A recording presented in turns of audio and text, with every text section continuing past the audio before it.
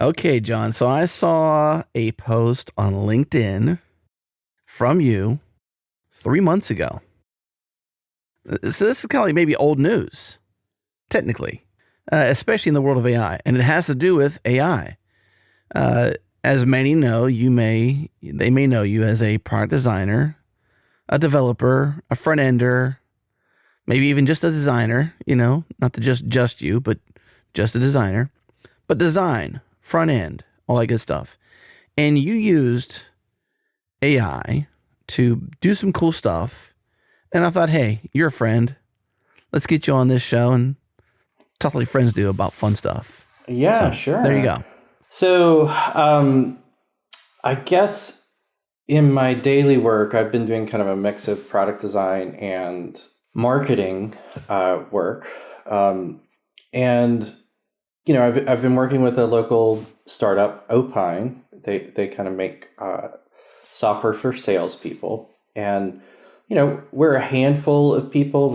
Everybody's sort of sharing roles, doing spread across multiple things, and so we use AI a lot for different things, and basically for the documentation side of things, and then the marketing side of things. When I'm writing content, I created a custom GPT just through ChatGPT's like standard interface. Uploaded all the content I could find from the website and LinkedIn, so it knows about everybody that's involved, and then started writing marketing content, and eventually we did the documentation site as well with ChatGPT.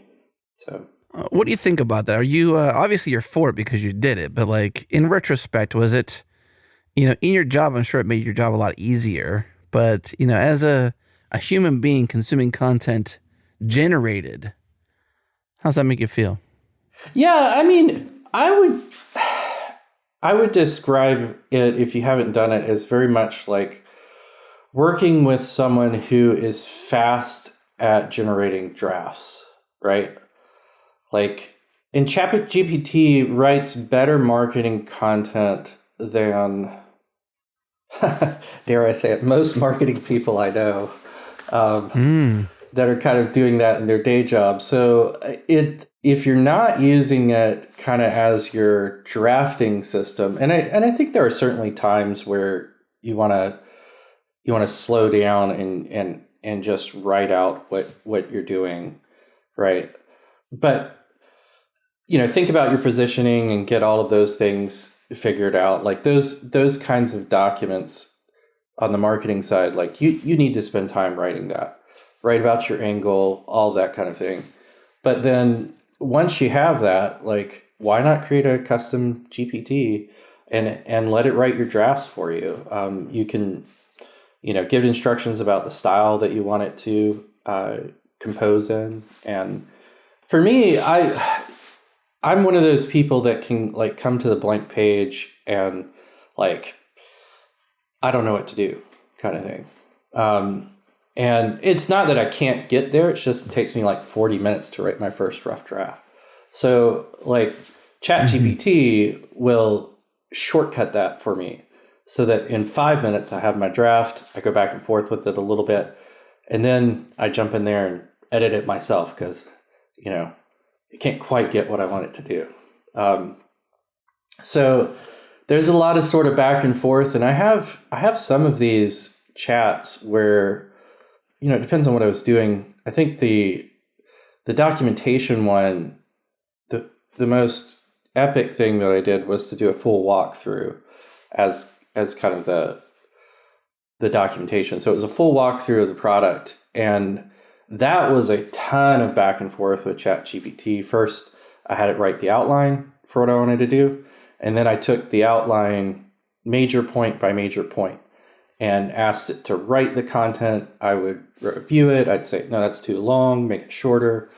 I would tell it when it got things wrong, because it's really good at reading in between the lines, but sometimes it will say things that aren't true about your product too. So you have to hold it accountable. But I mean, I don't think that's any different from working with a writer on things. Mm-hmm. So it's really interesting. My perspective on the GPTs is like they're here to stay, whether we like it or not, Mm-hmm. right? But learning how to like work with them, whatever your role is, if you write marketing content in your day job, if you're a developer that needs to write marketing content, whatever it is, they can definitely increase your throughput, would be the way that I would describe it. Mm-hmm. And you can do things in days now with GPTs that used to take, weeks to pull off when it comes to writing. So Do you think the writing is similar to the drafts you might get with a staff writer or something like that, and you think that some of they call them hallucinations, yeah. the AI hallucinates or it makes things up essentially. They call them the terminology has been hallucinations, so it hallucinates. You think those are similar to the way a staff writer, a human writer would be not fully correct on everything because they're trying to massage words and make it sound cool. It's not much different than that. Yeah, I would say it's not much different than that. You might have to. So another usage that your listeners might be curious about is I've been using it to write cover letters for job applications. Right, Mm-hmm. been in between jobs, and it is similar in the sense that like sometimes it gets things wrong and sometimes it repeatedly gets things wrong. I think humans are better at not getting repeatedly things wrong than ChatGPT is, would be the way that I would describe it. But it's probably better at writing than maybe 80% of the people out there. So Mm-hmm. I don't know. I don't know if those numbers are exact, but it does write remarkably good copy. How much? So you're a product designer. You teeter in marketing a little bit, as you've said, Yep. in your Yep. most recent role at Opine. We've had you on the show years ago. Creator of Serve, an open source project that written in Ruby, I think a lot of people may know of. You've designed icon sets. I think, is it open source? Is it open source? 200 of them are. 200 of them are. Prior contributor to Radiant CMS. I don't know if did you start it or did you contribute to it? I created it. Yep. Creator of. I mean, geez. I mean, I'm Yep. forgetting. I mean, I'm so old. I'd forgotten like what you've made. So you've been around doing this stuff, and now you find yourself more in designer land and marketing land than maybe developer land. Is that pretty accurate to like your current, maybe not your most current role, but like in the last couple of years? Yeah. So originally, I think when my career kind of kicked off, I was doing a bit of both. I did programming and design for a period of time. I think in my first role, it was more front end than it was design, and I sort of like encouraged the people that like, hey, I could actually like do the full designs. And then in my second role, it was designing, coding. But I think it was by the time I made it to my third, like I wasn't doing the coding anymore. That was 10 years of code. I've maintained code on the side. I have my own projects. I'm pretty into Next.js these days, and of course, I went deep down the Rails rabbit hole years ago. But Rails has changed so much since I used it. Yeah. Would you say good or bad, this change? I have a ton of admiration for DHH and his like ability to just say, no, this is the simpler way. Let's walk in it. It's very different from way the rest of the world seems to have evolved. I love the React ecosystem. I'm very aware, of course, you can use React with Rails, but the Rails way is different than that, right? So yeah, I have a lot of respect for that. I haven't used Rails in the new configuration, so I can't speak to it. What's the last version you play with? Oh gosh, it probably would be like Rails 5. Does that sound right? Gosh. Yeah. It's been a bit then. Yeah, it's been a long while. Yeah. I believe we're on Rails 8, I believe, right? Something like that, yeah. Yeah, Rails 8 is like the latest thing out there, I want to say. We're about to play with some Rails again over here. We've been, Rails 8.0.1. I had to make sure. Released December 13th this last year. So basically on the tip, 8.0.1. So you're a Next.js lover or just user? Oh yeah, it's For a life? great framework. Next.js for life? Oh, I mean, as much as anything, right? Like, I would start another project in it tomorrow, right? But like, so to me, Next.js is a really great choice if you're using, if you decide you want to go with React and on the front end. You know, I have mixed feelings about it. I do think that the Rails 8, like there was something, well, not Rails 8, but back at Rails 3, let's just stay there. There was something pure about like doing views and CSS and like a little bit of JavaScript. Like it was great. That was a. I mean, it was so easy to sort of comprehend the ecosystem compared to like Next today, right? But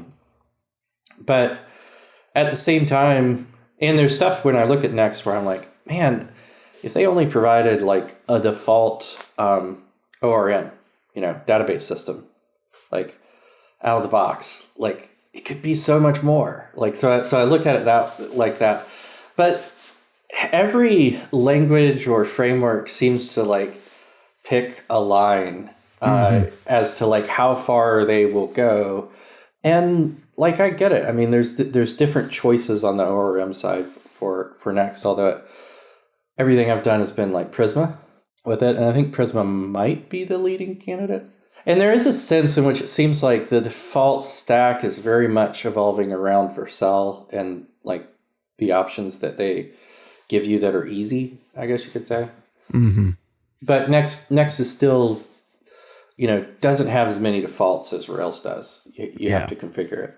So I wonder why that is, honestly, especially since that Vercel had an opportunity to create a convention over configuration, right? Which is the whole adage that David has been pushing for a very long time. It still does to this day. Like, it's not changed. Just to give a date for Rails 3, okay? The release date. You want to take a guess? Rails 3's release date? Oh, man, it's like 20 years ago, isn't it? I mean, it's pretty close to 20. What is it, 2006? 15. No, really? 15 years ago. August 29th, 2010. 2010 was Rails 3? Rails 4 was released in 2013. Okay. And you didn't touch Rails 4, right? Rails 3 is the last version you touched? So we did some upgrading with Radiant before. The really brutal thing with maintaining Radiant was upgrading between the major Rails versions because so many things broke. And we would spend a couple of weeks trying to well, it's probably more like a couple of days, but when you're working part-time on it, it's a couple of weeks each time. And eventually it was too difficult for, I think, us to maintain at the current, You're not involved in the project anymore? Radiant's done for you? Radiant is kind of parked. There were two different maintainers after me that took over the helm. Jim Gay is the current maintainer, but there's not a lot of activity on the project, and it has not been upgraded to the latest version of Rails. So it's unlikely to have any users. And if they're users, they're not choosing it, they're still there. Every once in a while, something will come along and it seemed like it will have new life. There was a fork of it at one point. I think I feel kind of gratified, like on two fronts. Like it was a lot of effort early in my career to maintain, and I think a lot of people got something out of it and were inspired by it. And I mean, it's incredible. Like, as a developer to have gone through that experience. But there comes a point where like, is open source going to be your life? Right. And for some of us, like, that's what that's what you choose. But for me, I've like sort of feel like I have two professional careers, design and development, right? And maintaining both of those is difficult. And then family life as well. I've got an 8-year-old, a 6-year-old, and a 3-year-old now. So things are busy at our house. So busy. Yeah. Yeah. Wow. 3 kids will keep you busy. That's for sure. It's so good, man. That's a triple zigzag right there. Yeah. It's tough because they're all close to the same age at the moment, but yeah, they're as close as each, they can be, at least. Yeah, they're each incredible, wonderful people. We love kids around here, of course. I got 3 myself. Jared's got 6. Gosh, 6 children. You got 3. I'm looking at this commit history for Radiant, and I don't know if this is accurate or not, but it says 4 years ago was the last commit. That makes sense. I think Radius, which is the core templating language under it, we've had some commits in the last 6 months on that. So, but the main project, it doesn't surprise me that it's been 4 years. So back to sort of establishing some of the things that you're dabbled in. So an icon designer, some of them open source. Is that Zest? Is that right? Zest Icons? That's Zest. Yep. Now you're, more front-ender designer, right? Than you would say back-end. Definitely. Yep. And no longer dealing with Ruby, hanging out in JavaScript land, loving as best you can Next.js, missing some convention over configuration, it seems. Yep. But pretty happy. Yeah. I mean, like, I'm not coding in my day job, right? Like in my day job, I'm generally just focused on like Figma, and I've done a lot of Framer recently for the marketing site side. But I have a side project I've been working on in Next, and I often find myself in React land from time to time needing to like do a component to demonstrate something to a developer, right? So I do a lot of like CodePen React stuff from time to time. It depends. But when you're doing developer handoff, like that's kind of when, I might do a little bit of code on something. And it would typically be more complicated interactions. The point where it's too difficult to just write it out or draw pictures of what you want it to do. And it's just easier to, do some code. Well, it's good you have that history of being a developer. Not that you're not today, but in practice, on the day-to-day, you're not developing. You're designing primarily. But you have that language, that history, that lexicon, that ability to sort of still spike something out, like you'd mentioned, a component to sort of get somebody, a developer, to speed to an idea you have. It's funny. I know it's a sort of controversial thing that comes up. Should designers learn how to code from time to time? And I'm of the opinion, like, heck yeah, like, and learn how to do business too, and learn like all the things. Like take it one at a time. Don't just stay in one lane. That's my opinion, because it like makes you better at communicating, better as a designer across the board. There's so much stuff right now where, like, even just looking at Figma, it seems like it's going about 90% of the way there. Framer's better on that side on some things, but both of them I'm just like, could you just learn a little bit more about what components are, and provide the things that we need to make handoff easier, essentially. Mm-hmm. And I've talked with a lot of designers from time to time, and one of the big challenges when you come just from UX land is understanding how it's going to be built into a system, because we're all designing systems now, whether you want to or not. And if you design with the grain of the system, you might say, things are easier. If you design against the grain of the way that the system has been built, then things are hard. So, learn a little bit about coding. Get into the CSS a little bit, but also get into the React side a little bit and try and learn some of that. Yeah. What would you say that you like a lot about what you're doing now? Like if you're on that front end side of things and you're sort of in design marketing world and you're building with Framer even, like I think Framer's pretty awesome. Haven't personally used it myself, but I think there's a lot happening in the ability to build out a front end website that looks really good, that doesn't require you to touch a lot of code, if any, really at all. But I think familiarity, like a past front ender who has hand coded front to back would thrive, in my opinion, on some of these newer tooling, because you know a lot of what it can do. You know what the web can do, even though you're not doing it. You know where the limitations and peripherals are in terms of where the boundaries might be. Yeah, it's very much like that. So the thing that I'd say is, as a designer, there's only so far that you can go with just like static pictures. And particularly when it comes to like motion and scroll-driven designs and that kind of thing, almost anything that you produce in Figma is going to be kind of hand wavy as you try and hand off to the developer. And there's this thing that happens, designer fatigue, where you're trying to get a project out the door. You have some ideas for how the motion should work, and you could spend a lot of time in Figma like trying to articulate that, and hopefully your developer can come along and pick up those notes and like make it awesome, right?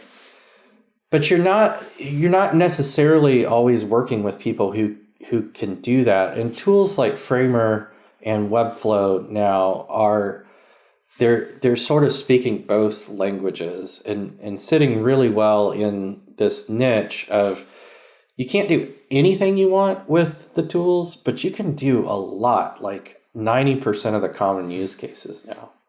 And what that means is that as a designer, you spend less time like trying to articulate these interactions because you can just design and prototype them in the tool. And that's pretty incredible. It's really neat to see these web-based tools now.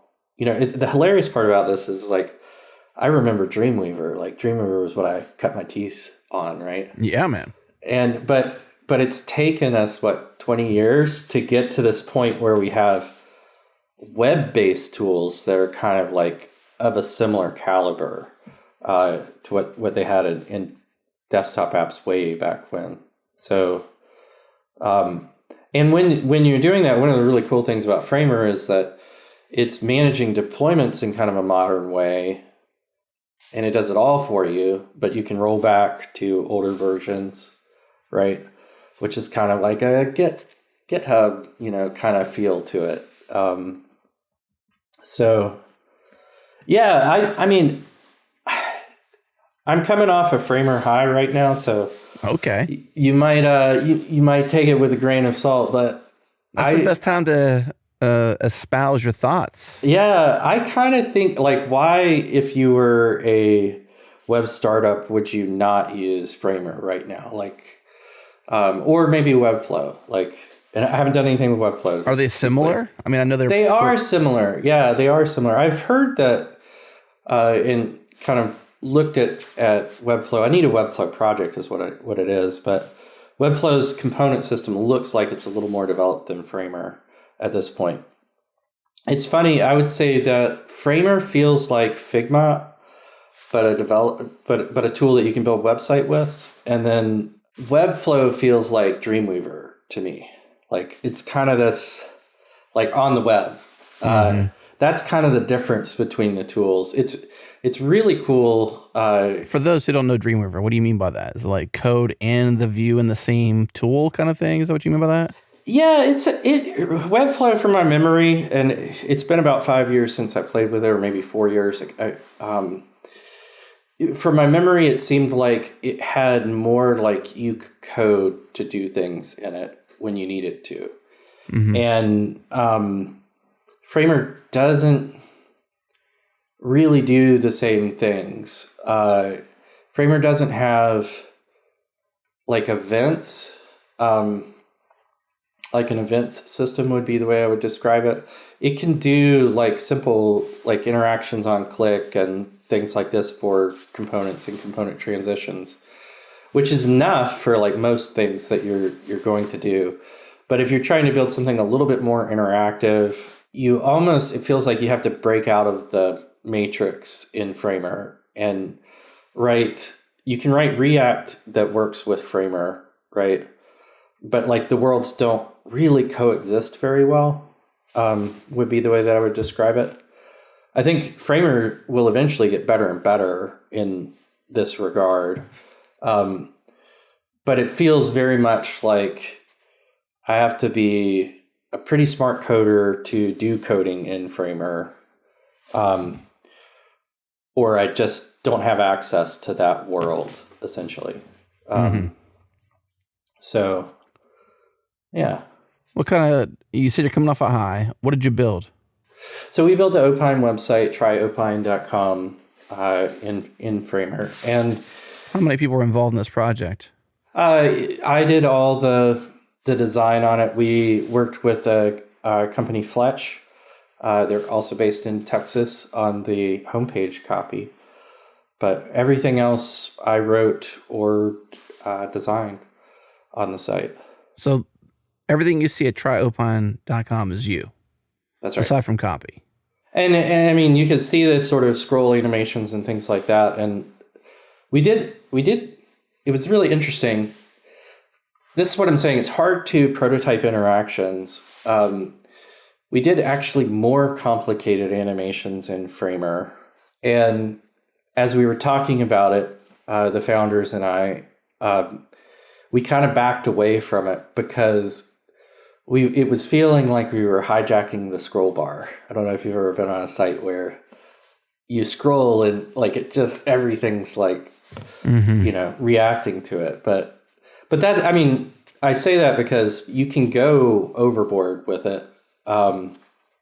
And I don't know how I would have articulated to a developer to build the site without having a lot of back and forth and iterations and things like that. And just being able to get that instant feedback of designing it in the tool.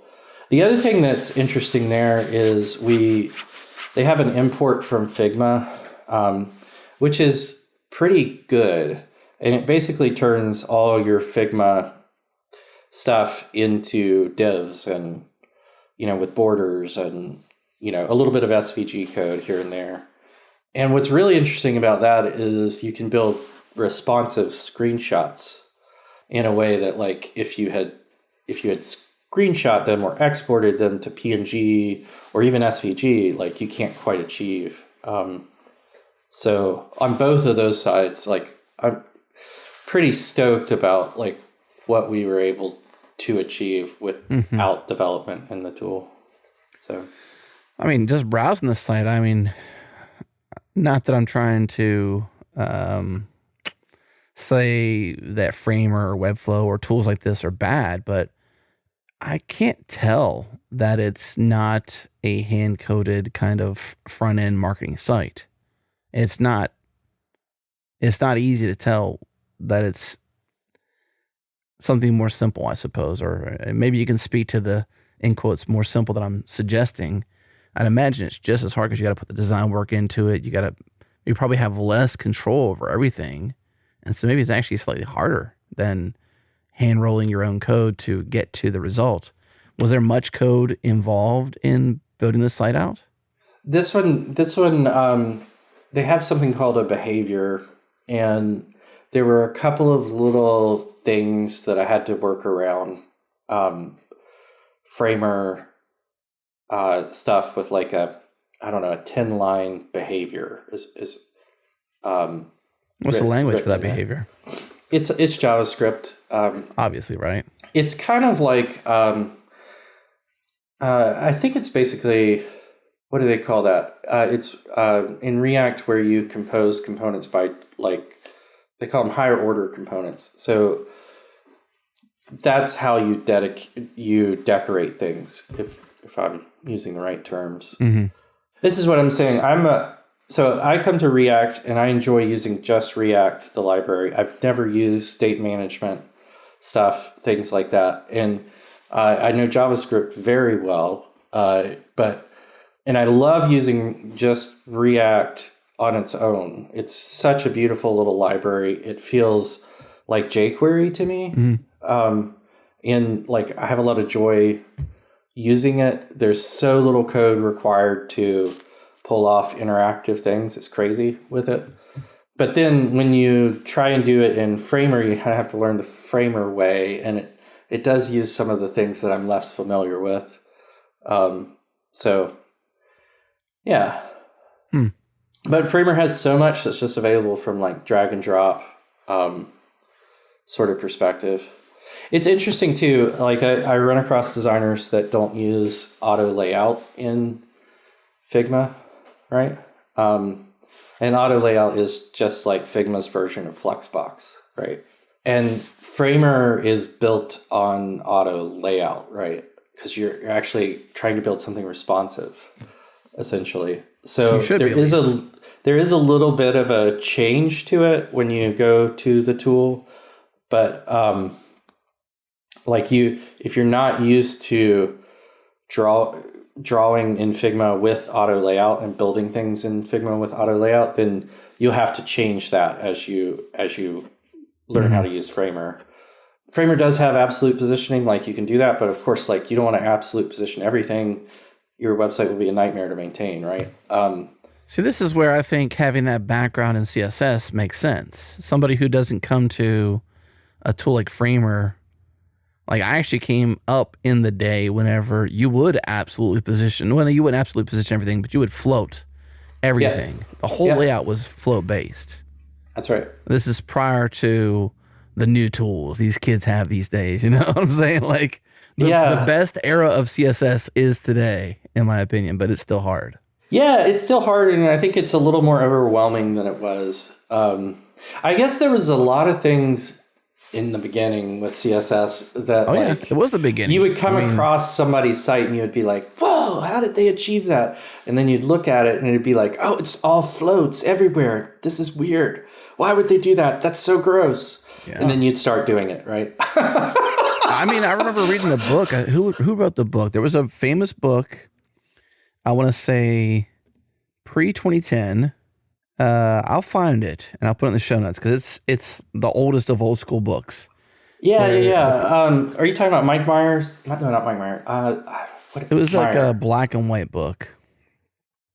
It read more like a novel than a CSS training tutorial book.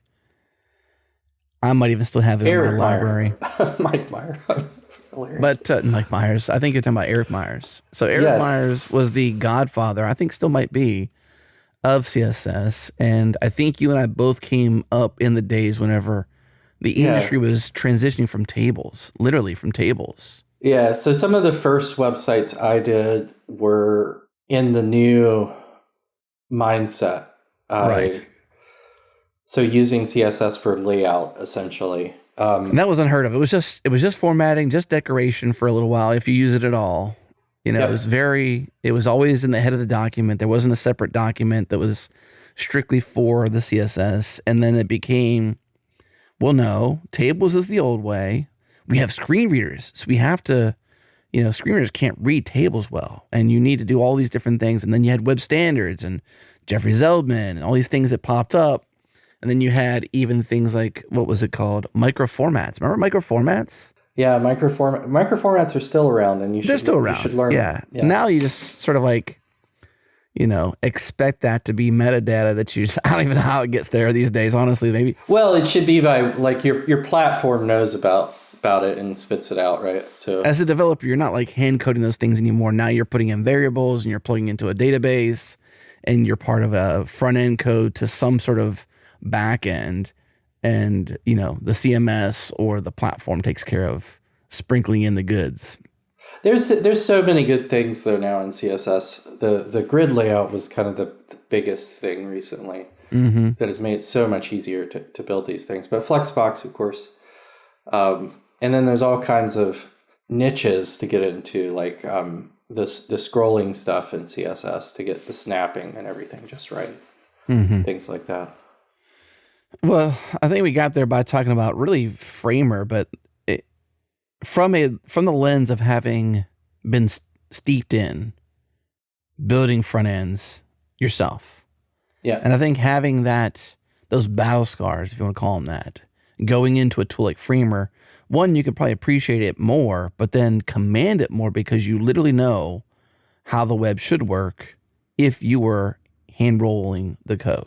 Yeah, I mean, it certainly helps. I will say it's wonderful to see a tool like Framer taking an approach that's probably more for people like me, I guess you could say. I think there was a lot originally of envisioning the tool in a way that was maybe not that practical, right? Just no one would argue over like using tables, but like when we first got started, you would export your fireworks image to a table, and then in Dreamweaver you would tell it like how to size it appropriately. It was crazy. But the way that the tools are built now, like Framer is built on all that good layout stuff and everything that CSS has. And they have catered to like designer terminology for that kind of stuff. I don't think it says Flexbox anywhere, but it supports the Flexbox stuff, right? So if you're already in that mindset, you can, it does give you an edge for using a tool like that. I also used a lot of YouTube stuff to learn Framer as I was doing it, and I do more with YouTube learning for some of this stuff now than I did in the past. You know, I'm with you on that. I feel that I waste a lot of time, especially on beginner content. I feel like almost everyone on YouTube assumes the person is new and novice, and that just drives me nuts. I was going to ask you, in regards to that, because like if you're using YouTube, you're probably leveraging, ChatGPT, for example, to say, okay, I'm using Framer and I want to do this kind of thing that you could do in CSS. What's the equivalent in X? And X being Framer. So actually, it's interesting that you say that, because I did use ChatGPT from time to time. I found it had mixed results. And part of it is that Framer has different libraries that it knows about. So sometimes it couldn't discern whether I was asking about the application or about the programming APIs that they have. So that was a little interesting. One of the great things about Framer, I know I'm glowing about it a little bit, but like there really is a large community, and there's a large community on YouTube too. So, in my most recent role, I was building a content management world, right? And there were a lot of things, it was called Unstack. There were a lot of things about it that were great, and we were building the component system and things like that. But we didn't have a ton of users in the way that like Framer does. And so using a tool like Framer, now it does cater towards a more technical kind of person to be able to pull off a site in it than what we were doing with Unstack. Unstack was strictly for the business user, marketing people. But there's such a big community, like learning the two different tools is a very different process. Like you can just go and, they have beginner focused stuff, but they also have a lot of niche stuff as well.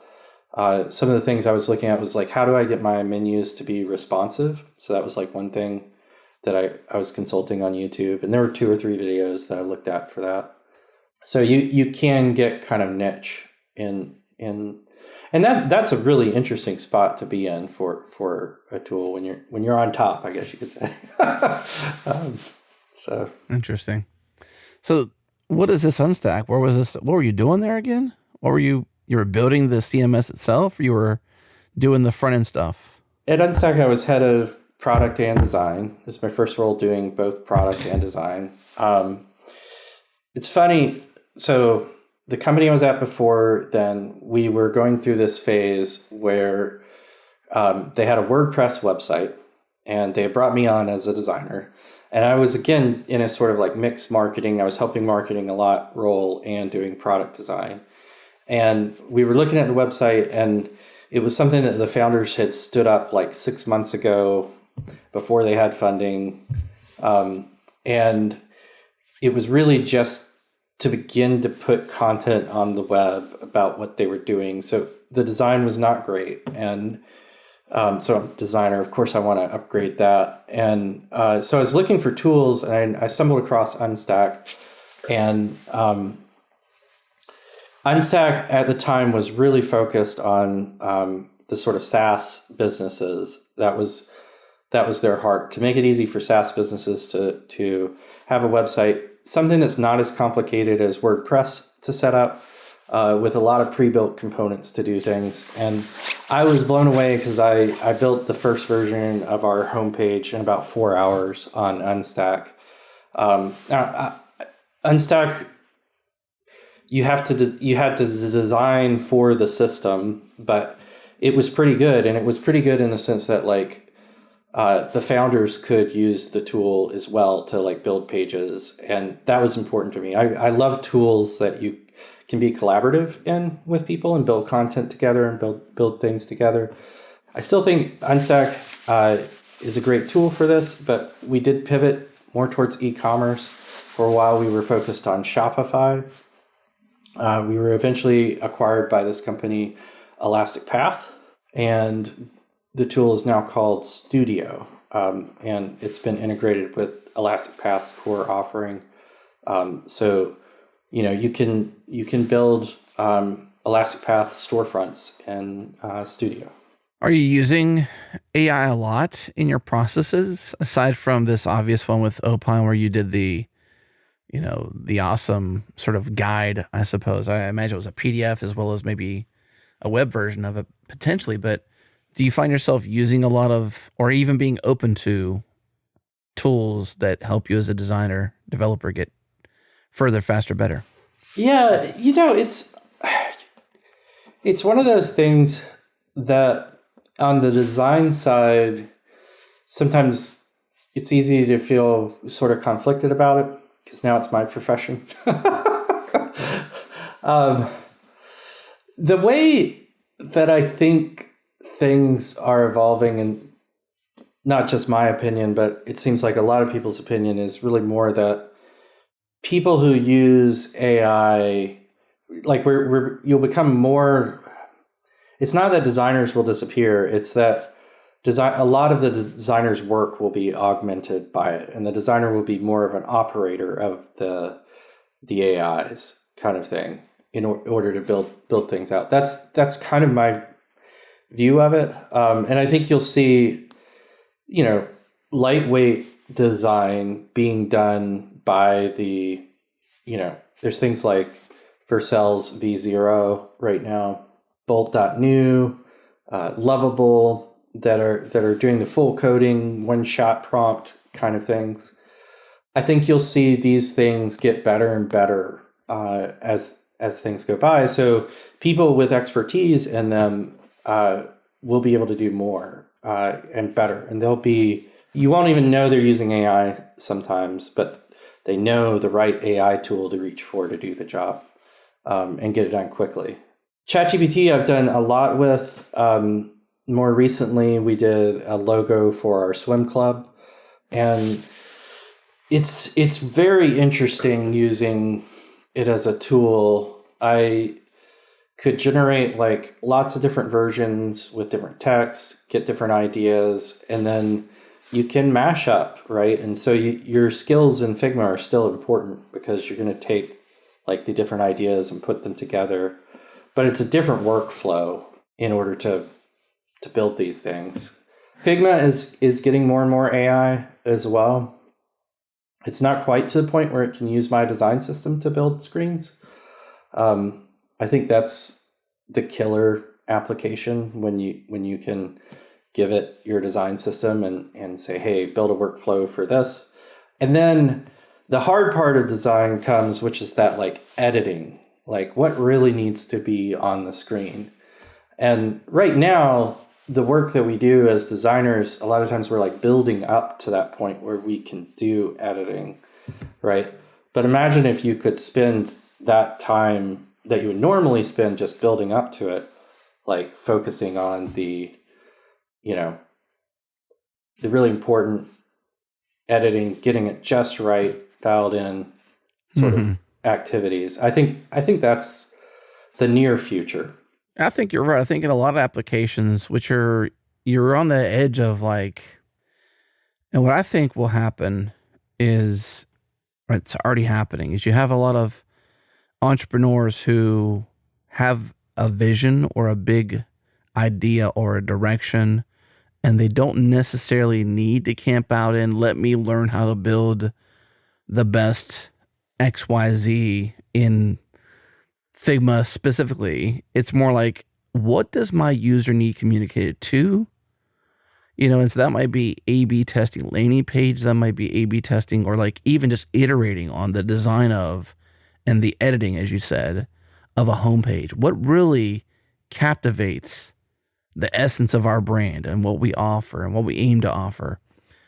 Sometimes you call that working on the business versus in the business, and that kind of reminds me of that. It's like, do I want to be working on the business, which is vision, systems, people, direction, product, customer, analysts, analysis, capital raising, or do I want to be, do I want to work in the business, which is moving this from here to there, literally hammering if it's a physical thing, or literally coding it if it's a digital thing? And obviously we're talking about digital here.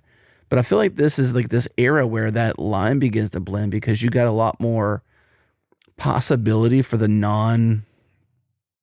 I don't want to say non-talented necessarily, but someone who doesn't really need to gain the talents in a particular area just to achieve their outcome.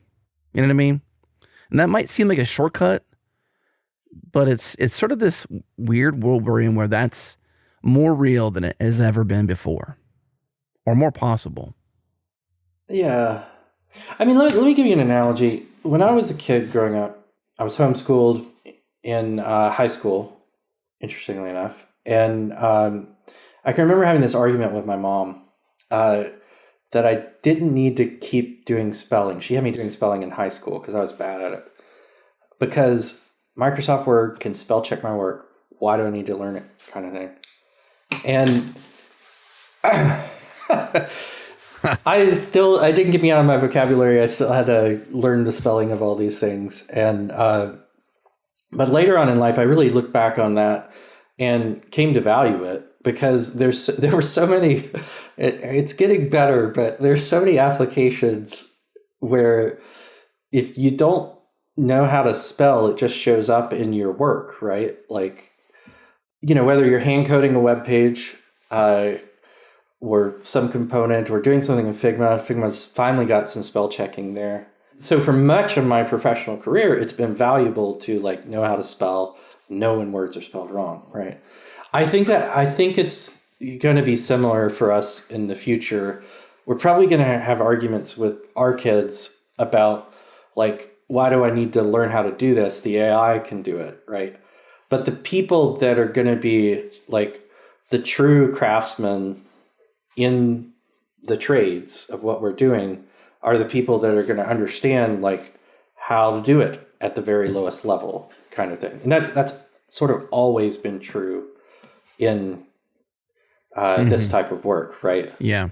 That's what gives you an edge, because you're able to quickly jump down to the point where I mean, playing around with GPTs today, writing code, they can get pretty far, but they tend to get stuck. And if you don't know how to code, you don't know how to give them the instructions to tell them what's wrong, right? So it can be, there will be a lot of sort of lightweight applications of this where I'm a marketing person, I need to have a tool to collect email addresses for some event or something that I'm doing. I want it to be done a certain way and to feed it into this spreadsheet on Google. Like, ChatGPT can do that stuff all day, kind of thing, right? But you're not going to see those people transitioning into the like full-on development stuff until they learn a little bit more as well. And I think these things will get better. They'll be, ChatGPT will be able to do more complicated applications, but there's always that little bit that it's not quite good at yet that's left over, I guess you could say.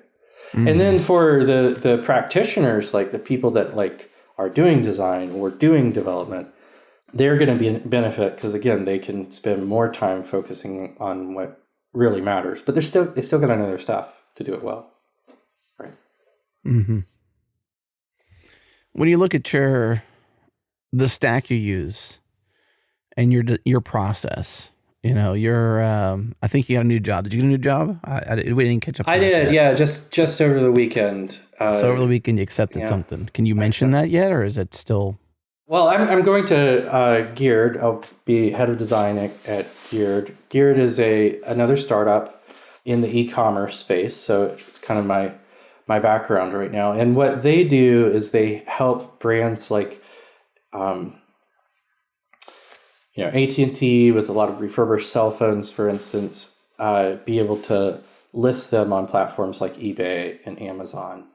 And we're building a product that does that. And There you go. How do you spell Geared? Is it just Geared? It's GIERD.com. GIERD.com. Well, first I would start with let's spell that a way that... It's a short domain name, right? I mean, it's awesome, short domain name, but you have to ask, don't make me think. Yeah. It's old, but Steve Krug had it best. Don't make me think, when it comes to web UX or brand UX. It's true. There's trade-offs. Like, I think once you know it, you'll know how to spell it, and you can get there every time. You know what I mean? GIERD.com. It is a short domain name. So you're starting there soon. What role what's your role there? Same? So I'll be head of design there. Head of design.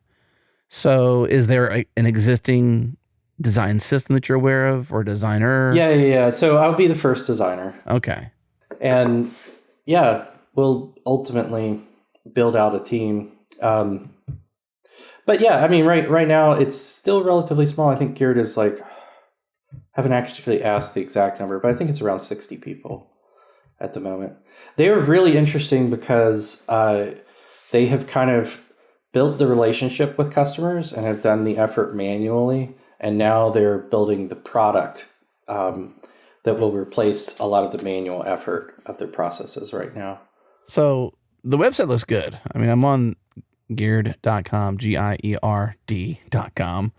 Not a bad website. I mean, you couldn't tell that they don't have a designer or haven't traditionally hired one. I'm sure they've probably outsourced or consulted with folks. They've worked with an agency. Yeah. Right. I guess what I'm trying to drive towards really is when not that you know your marching orders already, but if you had to choose your stack, when it comes to rethinking or implementing something new, what will you do? Will you sketch something out on paper first? Will you begin literally directly in Framer? How will you go about it? Will you do some market analysis with a GPT or an LLM or some sort of inference model?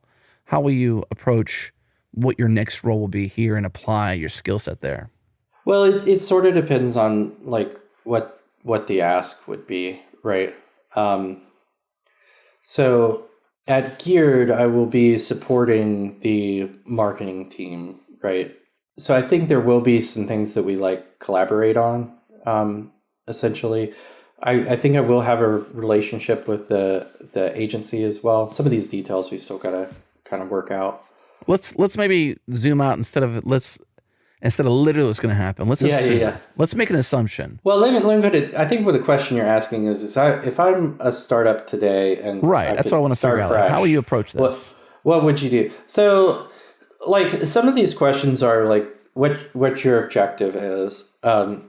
So for me, I would probably go with Framer because it's a tool that I know right now, and I know it can get us like really far.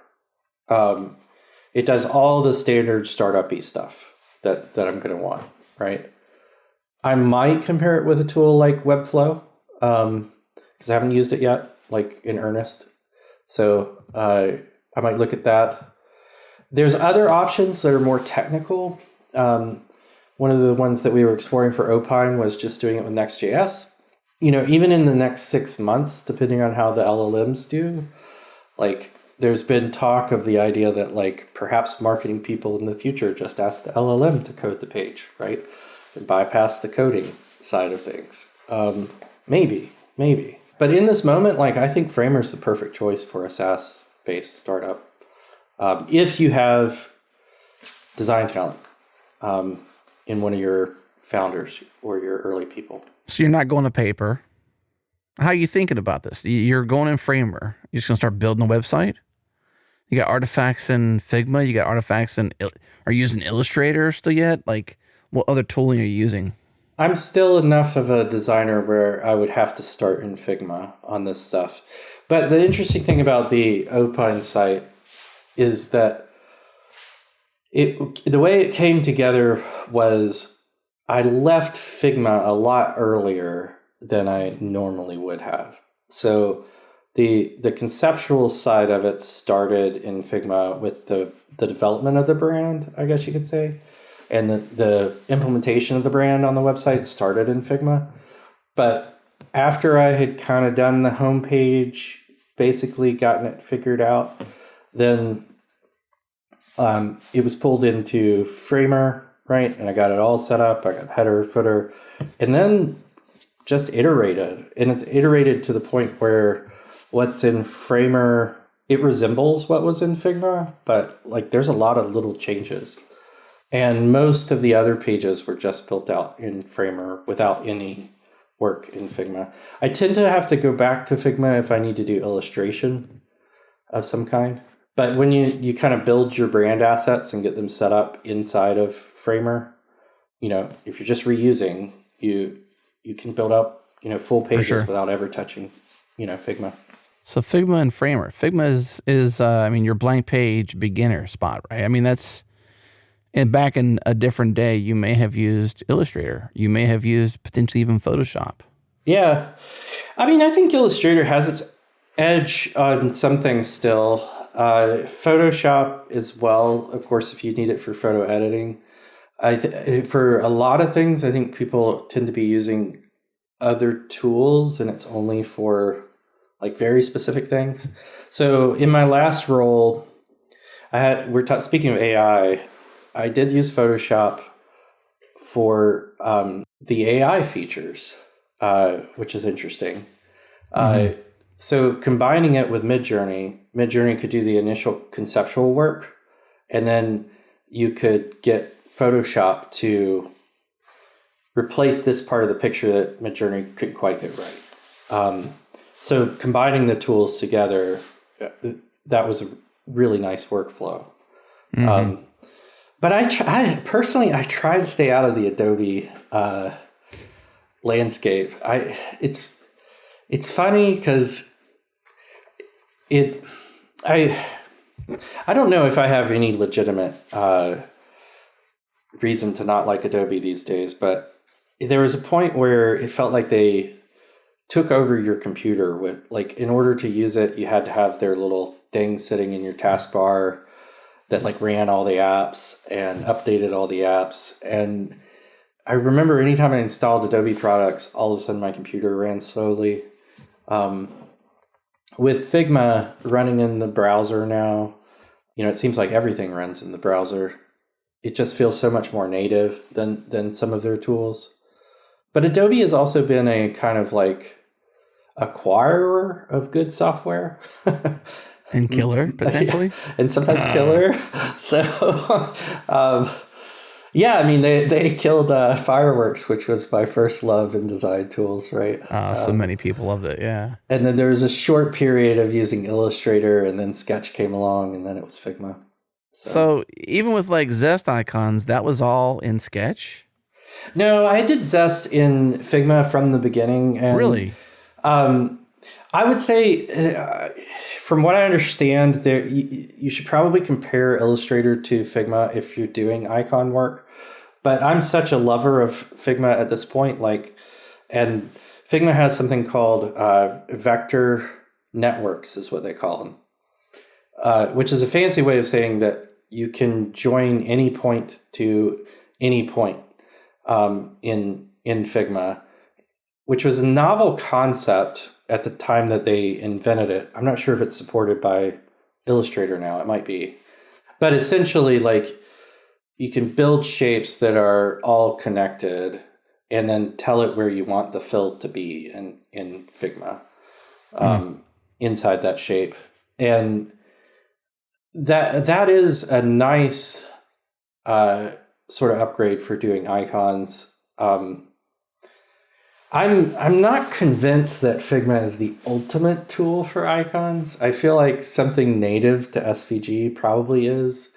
And I say that because I often I export from Figma to SVG, and at least historically, I'm not sure if they've improved this, but it would convert the paths to filled shapes, which is interesting because Figma has slightly different rules for the way that it curves paths than SVG.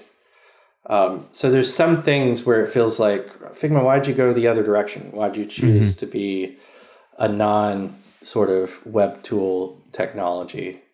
From what I understand, they originally implemented, or an early version of Figma was SVG, but they went away from it because the WebGL was so much faster than SVG. SVG has a hard time rendering in browsers, or it did. I don't know if it still does.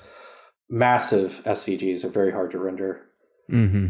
But for icons, your output you want is SVG. So if you could have a tool there probably is one out there that spoke pure SVG and was kind of tailored to the icon workflow, that would be awesome.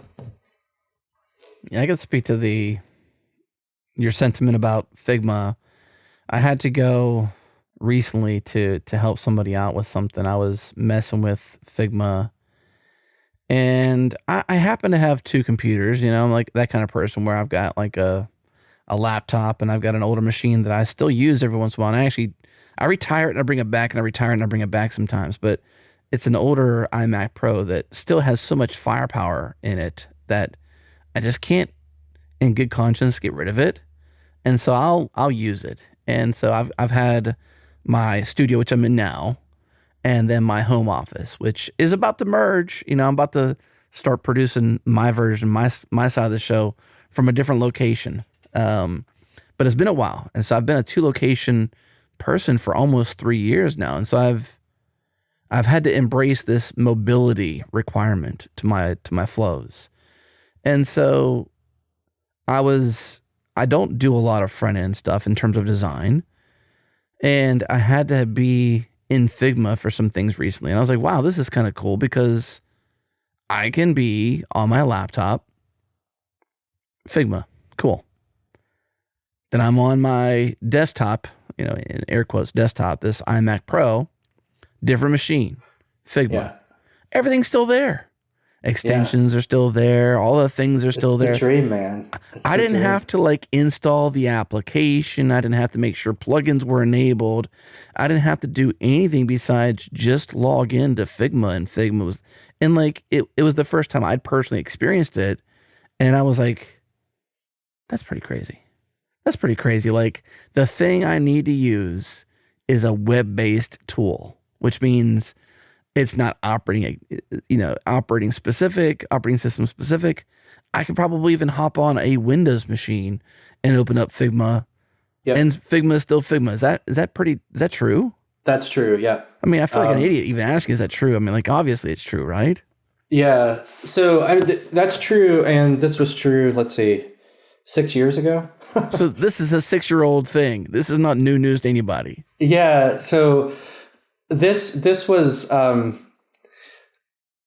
funny part about this is I was at a company at the time. I was leading the design team. We had about 8 designers working for us, and the team had just grown from 3 to 8. And the new guys were all Sketch people, and they were like, "We got to switch back to Sketch." So we had reviewed tools, and we decided to go with Figma when there were just 3 of us. But the new people all wanted to do Sketch, and I was pushing against it. Well, I eventually left that company, and the team adopted Sketch, right? And at the time, the only thing Sketch had going for it was the plugin system. And there were a lot of designers that were dependent on the plugin system for certain workflows, things like that. And Figma was like new and different, but it could do almost everything Sketch could do, except for the plugin system. So that was sort of the big beef. I think they eventually switched back to Figma. I can't see how they wouldn't at this point. But it was funny to me that like I got in on it a little too early with that team, and then Figma introduced its plugin system, which is great. And yeah, it seems like that was the point where a lot of design teams started choosing Figma, and it really is because of that collaboration. The crazy part is, doing any kind of design review now with other people, you want to do it in the tool if you can. Like, give them that Figma link. Don't share your video. I mean, you can if you want, but do it in the tool. Click on that person's face and follow them around the tool as they are presenting. And you get it so much clearer. You know, you can have the window as big as you want on your screen. You can zoom in on a particular detail. It's the way. It's so much fun. So it seems like your stack is pretty simple then. Figma is where you begin. Yeah. Framer, because Framer maybe for marketing some stuff. Midjourney. Yeah. If you need to do some image generation, some finishing touches in Photoshop, begrudgingly, reluctantly, inside of Adobe tools. So using Midjourney and Photoshop, what I was doing was generating a product catalog for a fake store, right? And it was an amazing experience. Like, you could do different things with it. We also used, so we had 2 different ones. One was a furniture store, and the other was apparel. And we used a tool called Humans.ai for humans, and generating humans. And that one's pretty incredible. But you would end up sometimes with something not quite being right. Like, in either case, like furniture or people, you could just quickly pull that into Photoshop, select the area, have it regenerate it. Photoshop can upscale pretty easily with AI, and it can generate more of the background. So one of the things sometimes that's hard about Midjourney would be that it's not zoomed in quite right for you. And you can do some of this with Midjourney. They've added more and more tools on that. But you have to send it off to the server to like regenerate, and it's kind of slow. So when you get it pretty close to what you want, just jumping into Photoshop, it can be a time saver. I'm on the Humans AI website. So this will do what? What does Humans do? Human AI, Generated.photos. That's the one that I use. Sorry, I gave you the wrong thing. Generated.photos. .photos. Well, we just gave Humans.ai a little bit of promotion. Unnecessarily. Yeah. Well, maybe they should be promoted. I don't know. But the tool I used was Generated.photos, human generator. So this is crazy. So unique real-time face generator. Yeah. The future is here. You can create a unique person with your parameters in one click. So skin tone, hair color, emotion, age, head pose, gender. The last time I used this, my one critique of the tool is that it tends to generate really beautiful people only.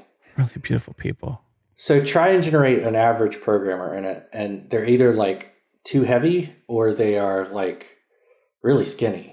Right, like it doesn't a profession. No, I'm just saying, like, try to generate someone who looks like a programmer. Like, you pick their clothes. Oh, well, that's biased. Come on, John. What are you trying to say? No, I'm like an average human. Like, I know what you're saying. This is a joke. This is a joke. Come on. One of my criteria for this type of stuff is I don't want it to look too AI generated, even though I'm using an AI generated tool, right? So if they're too pretty, then like you just like, oh, these are all fake people, right? But it's pretty good. It's pretty good at what it does. And one of the things that's cool about it, in that particular use case, was you can use basically the same model in different poses, different clothing, whatever. And that's useful for generating fake storefronts because you need multiple images of the same person wearing the clothes from different angles. So that tool has a lot of promise and it's already very, very good. Okay, so Generated.photos, Framer, obviously Figma, Midjourney here and there if you really need to, Photoshop for the final touch if you really need to like go and replace something in the image. What else is in your stack? Well, ChatGPT for copy, and then it tends to do, because they've got Dolly built into it now, it tends to do better line art sometimes. You have to compare with Midjourney, but if you're doing a logo, I like ChatGPT. Okay.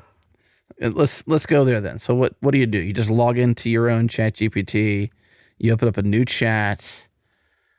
Are you wordsmithing for a bit there? You're kind of getting some emotion, some words, or do you go right into? I'm probably the worst at this in some ways. Like I know the idea of prompt engineering, but I'll just be like, generate a logo for my swim club competition named, Cary City Swim Meet, because that's what we were doing, and then it'll do it.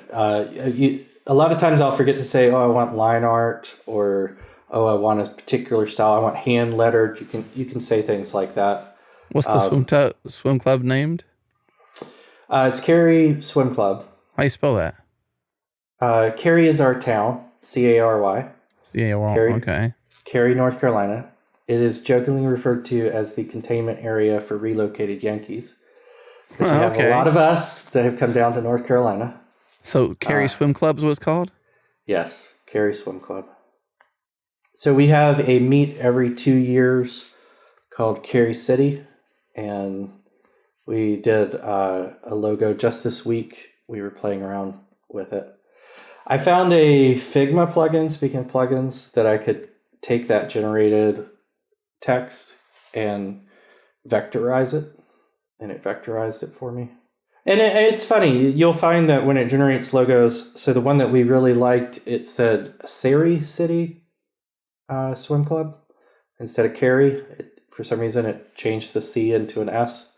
So you have to do touch-ups on it right now.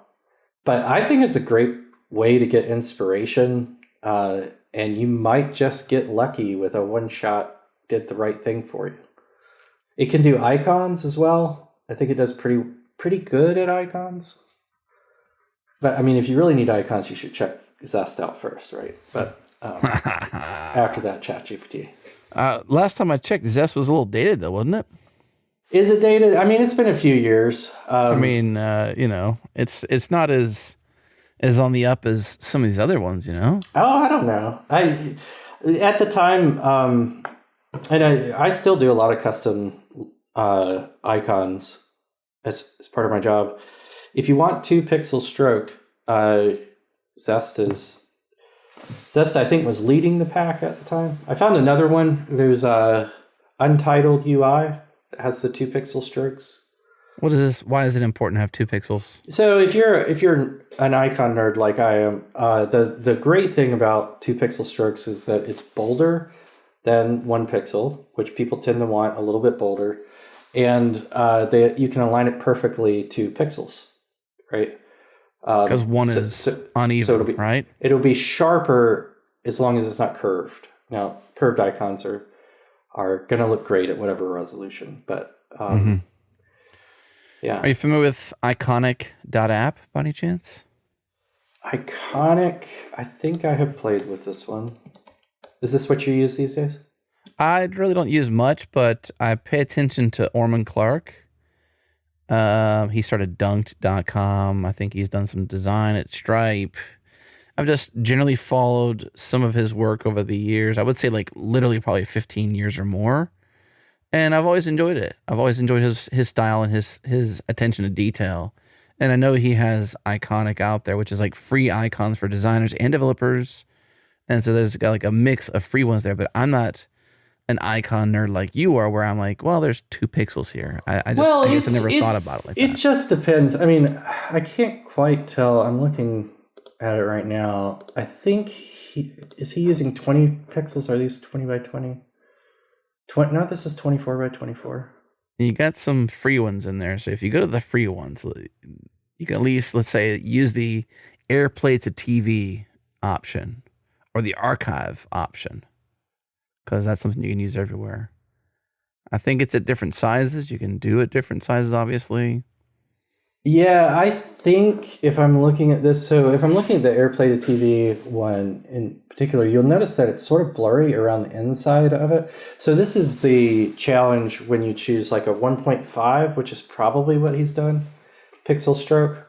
It means that you have to sort of, when you do straight lines, you have to decide like, is it going to be right in between 2 pixels? Or is it going to be aligned to 1 pixel, so it'll be darker on one edge, and the inside, in this case, is fuzzier, essentially, because it's using gray, right? Because it does that anti-aliasing. So, yeah, as a nerd, I love it when my lines can like line up with the pixels so that it's as crisp as it can be. So that was what I did. The one that, if you like a little bit lighter touch, I've been using on projects lately is Heroicons. Have you played with that one? No. Heroicons is the Tailwind guys, and some of this is a style thing, but they seem to mostly make the same stylistic choices. Like they're in the same family. Ooh, see, it says here's the outline one. It says 24 by 24, 1.5 pixel stroke. Yeah, so they use 1.5 pixel strokes. So you tell you. What's interesting is you can scale up, I think, to 32 pixels. Yeah, 32 pixels, and it'll align. All right, see what I did there? Mm-hmm. Math is fun, but yeah. I mean, there's differences. I have thought for a long while that I might want to do a Zest medium and a Zest light, but it's finding the time to kind of pull it off. So, have you abandoned Zest completely in your updating, or is it active? It's how active is it if it is active? I think it's been about 2 years since I did an update on it. So that's pretty inactive, John. Yeah. But in this day and age, you got to be, here's what I like about Iconic at least, is they're frequently adding things to the library. And there's a business model here. They're frequently adding things to it, and you can, I believe, get the pro. I'm not trying to advertise for them, but I think their model is kind of cool. Let me see if I can go back there so I can speak eloquently about it. Okay, what is their pro? Okay, so if you go pro, oh wait, hang on, it says it up here. 24 by 24 bounding box, 1.5 pixel stroke. So you're right. That one is a little blurred. So you're a fan of 2 pixel because it's even. Okay, so the Iconic Pro package. Hey, Orman, if you like this, pay us. But listeners, just check it out. Okay, don't buy this. Don't go and buy this. I'm kidding. You do what you want. Solo is $99 a year, and Team is $249 a year. Yeah, and you get access to all the icons. There's new icons every week. So I think if you revisited this as your passive income plan, John, steal their model, borrow their model. Yeah, it's interesting. I think it takes me about 4 hours to do an icon update, right? And so when I do it, so that's just to do a release, and it could be faster. Don't get me wrong, but like automating all the steps. AI can make it faster, John. I believe AI can speed you up. Maybe it could. Maybe it could 1 at this hour. point. But the last time I did it took 4 hours. And some of that's that there's not an easy way to automate Sketch output, to automate Figma output. So there's a number of manual steps that are in the way of it. But yeah, so where I am as a dad right now is that I've got a side project that I'm working on that takes my time. And so once a week I meet together with my friend who we're working on it together. And that's where I'm spending my time. Zest is interesting. I think I make a sale at this point every couple of months, so it's not doing great. But if I was to pitch it to you, it's a one-time price. It's now only $30. I've sold it at different price points. It's over 600 icons, and they are pixel aligned for 24 pixels. So yeah, it's a baby. I want to get back to it at some point, Adam. I'm here to encourage. I'm not here to make you feel bad. And hey, you know what? When it comes to children, man, I'm the first person to say family comes first. I think you have to have some things that keep you, creatively alive. Let's just say. Yeah, that's right. So if your job doesn't do it for you, then you got to have some version of a hobby, whether it's a project, money making or not, to sort of like keep your own personal creative juices going and flowing. Yeah. Because it's just how it is, as a creative, Well, I mean, it's interesting too. It's cool putting stuff out because it's going to eventually become dated, and you can kind of track your own progress by like seeing it. And so I would make different choices today, like particularly on the landing page for Zest. Like I'd love to do some different things there. But I'm also pretty proud that like it's got some staying power. It's lasted. It's still in style, Adam. It hasn't gone out of style. Maybe. Let's say you took your $30 and you turn it to $29 a year, because you sold it once for the license, and let's say you started updating it. Yeah. Somewhat frequently. Whatever you would define that as, somewhat frequently, enough to make it valuable to somebody to pay you yearly. Roughly $30, $29 a month. And let's say you had 500 sales in a year. That's $15,000 rounded up, of course. It's 14,500. Yeah. It's funny though. Like, I don't know if I'm too close to it, like as a customer, but like, that's not how I want to pay for icons.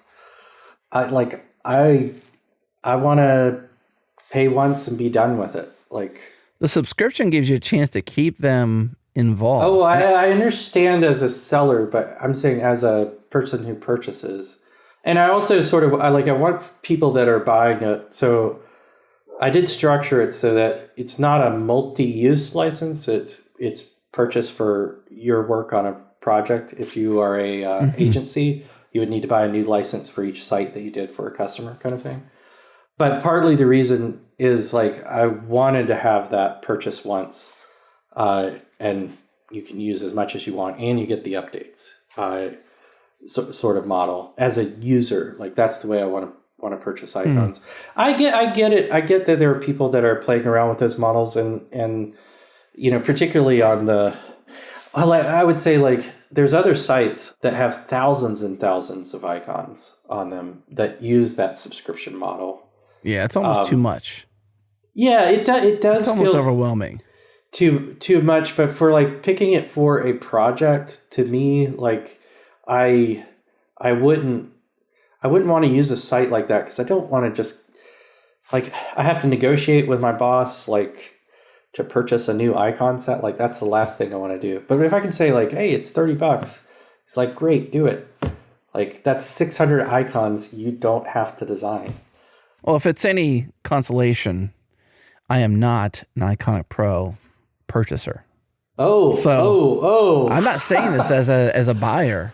I'm saying this as somebody who pays it. I mean, I don't even pay attention to that many icon sets out there. I mean, I didn't even know Heroicons from the Tailwind folks. But I think the table stakes though in this game is you have to offer a Figma file. Yep. You have to offer React and Vue type components or some sort of integrations, because that's the way. Yeah, that is the front end world we live in. You still get SVG and PNG, of course. And I think that I don't know how is Hero Icons, is it free? Yeah. I think it's How are you saying Heroicons. It's like comes from like hero. Heroic? Icon. Heroic All right, icons. fine. Heroic. Yep. Heroic Heroicons. cons. Yes. Free. This is free. But by the way, it's Zest Icons, not Zest Icons. Okay. Did I call it Zest Icons? No, I'm just. If you read the domain name, people sometimes say it. Did I call it Zest Icons, John? No, you did not. You did not. All right. Zest Icons. I just Heroicons, Hero Icons. I think this is a problem with icon sets. I like it. Heroicons. That's weird, but whatever. I'm going to call them Hero Icons. Okay? So he did a set that was much larger originally. They were called Hero Icons, right? And then they developed this smaller set, which I think has ended up being the more popular. It's the default sort of tailwindy. So if you're in the tailwind world, you're aware of it. Yeah. It's really hard to compete with icons out there. There's so many of them out there. Free, not free, paid, not paid, subscription, not subscription. It's like unless you're in it to win it, it's kind of hard to compete.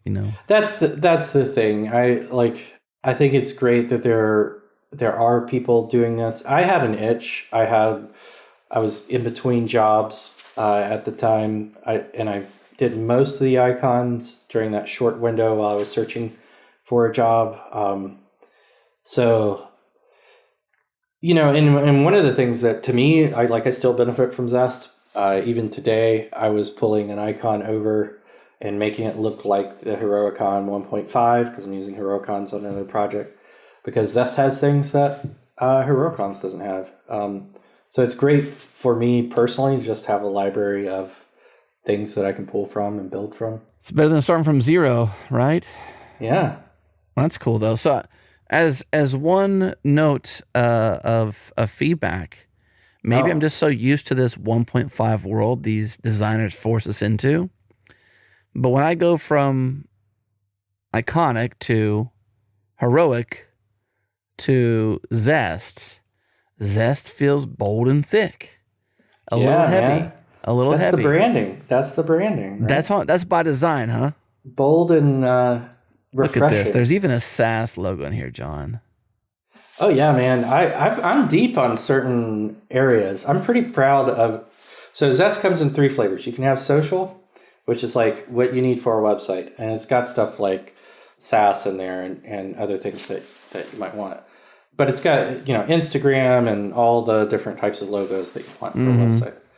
And those are pretty juicy. I haven't seen, and I'm a nerd, but I haven't seen a set that has as many and, feels current and all that.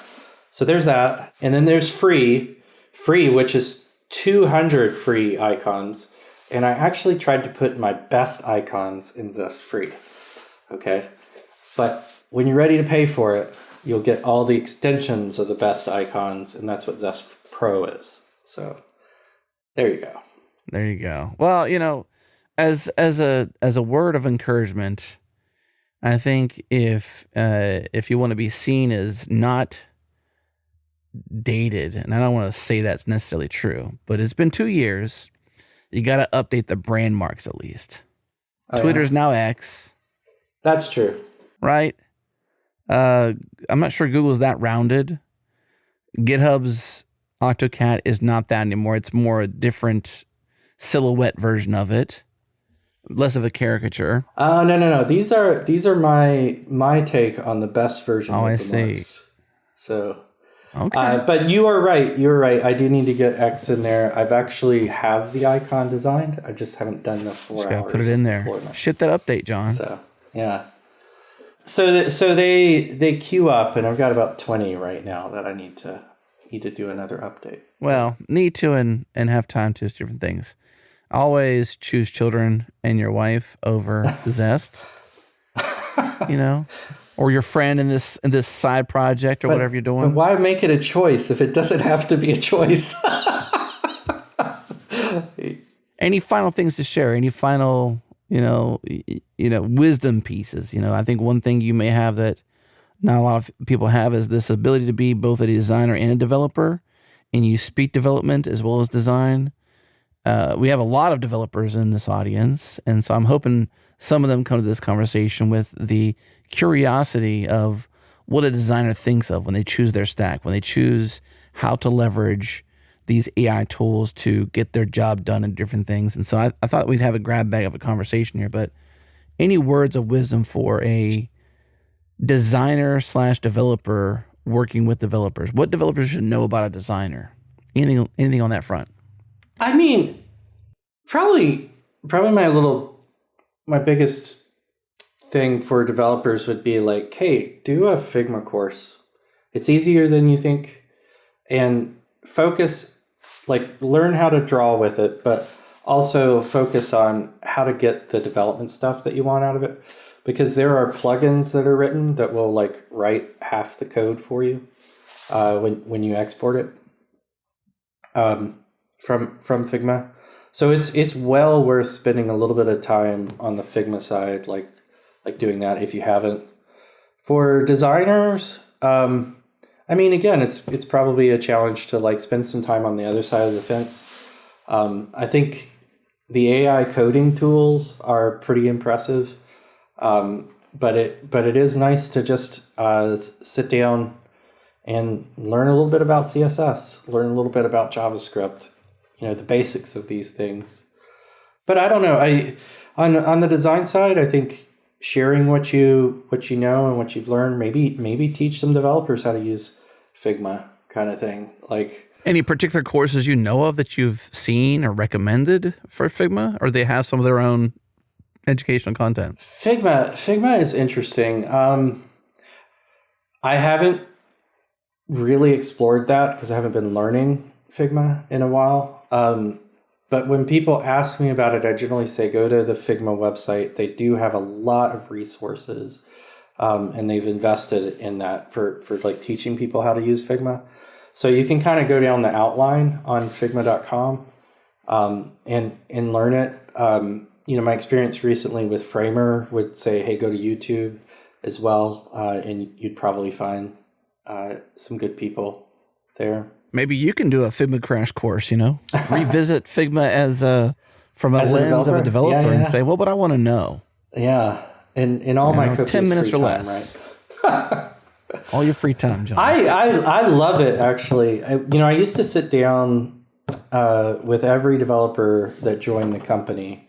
My goal was to just walk through Figma, give them an introduction. But even in just 30 minutes, it's not quite possible to pull out like how to get the most as a developer. Mm-hmm. So that's why like doing some exploration, like it will pay dividends. If your designers are asking you to look at Figma, then spend some time learning it, and it'll be easier for you. And you might. The other thing that's interesting is that Figma's recently gotten things like variables and things like that. So as a developer, you should be getting all your design system stuff into Figma, and a lot of your designers don't know how to do that. So you may end up having to educate them on how to do that. Mm-hmm. But the world is better when the systems that we're working in are very similar. I see a lot of teams that don't seem to quite understand how to use Figma yet, from either design or the development side. So, yeah. Mm-hmm. Well, this episode, as you may know, listeners, was not brought to you by Framer. Although we did talk about Framer.com quite a bit. I would happily have them as a sponsor. So if you're from Framer, say hello, I'm down for that. I like Framer though. We've been sponsored by Wix. We've been sponsored by, I think, what was the other one you mentioned before? Webflow. I think Webflow sponsors us before. But I like Framer. If you like Framer, I like Framer, John. I trust your judgment. That's why I had you on the show. Well, John, it's been a pleasure catching up. It's been a while since you and I have spoken face to face. I think probably years, right? You think it's been years? Yeah, it's been a while. I think our last conversation was on Radiant. Yeah, the last time I talked to you, you may have been pre-kids. Yes, that was pre-kids. So, I mean, You got 3 now, so it's been almost a decade, John. Yeah, I was unmarried as well the last time you talked to me. I think you were engaged. I think you're right. I think you were engaged. Okay. Now you're hopefully happily married. You don't. Yes. It's a podcast. Transcribe. Don't say it if you're not. Yeah. No, it is. And if you are, boast, of course. Yeah. Yes. So it's been fun. Yeah. For the listeners, I guess in this little extended outro, John and I have known each other for many, many years. We started the SaaS way together. What else did we do together, John? How did I meet you? Where did I meet you at? I think we were aware of each other's. So there was a time where we were going to similar conferences. Was it LessConf? Yeah, probably LessConf. Did you do RailsConf? And Stephen Bristol. Did you do RailsConf back in the day? I think I've done one. I did not meet you there, though. I've only done one, and it was in Portland, I believe. Okay. 2008. Yeah, I RailsConf might have 2008. done that one. Yes, I think I did. Maybe you did. Maybe I met you there. I know Steve and Alan were there. Yeah. I remember being with Steve in the trolley tram thing that goes around the town. I don't know. Yeah. It's cool stuff. Cool days. The Les guys are cool. Did you see Alan is running for mayor? Mayor. Panama City. Vote for him if you're in Panama City. I mean, I would like to become a resident just to vote for Alan. I would vote for Alan for anything, pretty much. Miss Alan. Love Alan. Obviously miss Steve as well. But don't make me cry on a show, man. John, it's been fun, man. Catching up. It's been fun. Stay cool. Wow. Always a pleasure.